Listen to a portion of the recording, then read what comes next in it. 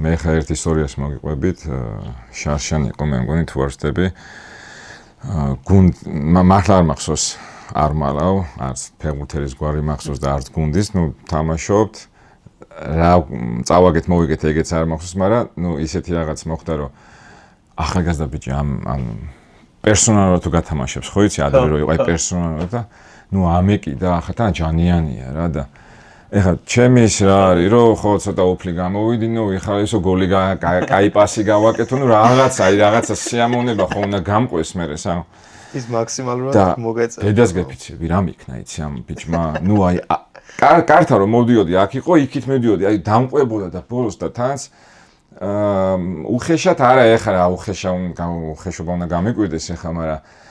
აი ბურცო მივიღებდი, აი მატლივით მეжда რა ფეხზე რა და აი არა მომასვენთქა და ბოლოს დავიღალე, მაგრამ ხო იცი,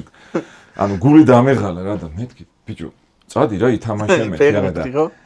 დედას ყველანაირ პასუხს ისა ველოდი და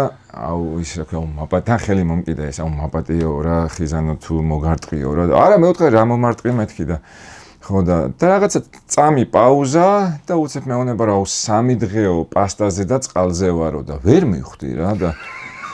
არა მავისა მაკარონზე და წყალზე ვარო პასტა რო თქვავს ხო და მართლა ვერ მივხვდი და მე ვთქვი რა შუაშია მეთქი და ვიციო რომ ეს ორგანიზმისთვისო კაიაო და ისე ემზადებოდა ამ თამაშისთვის ეს ბიჭი. კი ეგრეა. რომ აი ბოლოს მე ვთხარი ღმერთმა შეგარგოს მე ვთხარი მოიგე მე ვთხარი ეს არის ძალიან სახალისო იყო ეხა მაგრამ ესეც ერთ-ერთი ის არის რომელიც წარმოიდგინე ეხა კი შეიძლება მე და რაღაც ვეტერანი ფეხბურთელები ვერთობით მაგრამ ვიღაცისთვის ხო წარმომიდგენია მეც ახალგაზრდა ვიყავი და რომ გავიგებდი რომ სადღაც მივდიოდი სათამაშო და იქით პირობითად არ ვიცი კინკლაძე თამაშობდა პირობითად რა უკვე мотиваცია მქონდა სხვანაირი და ესეც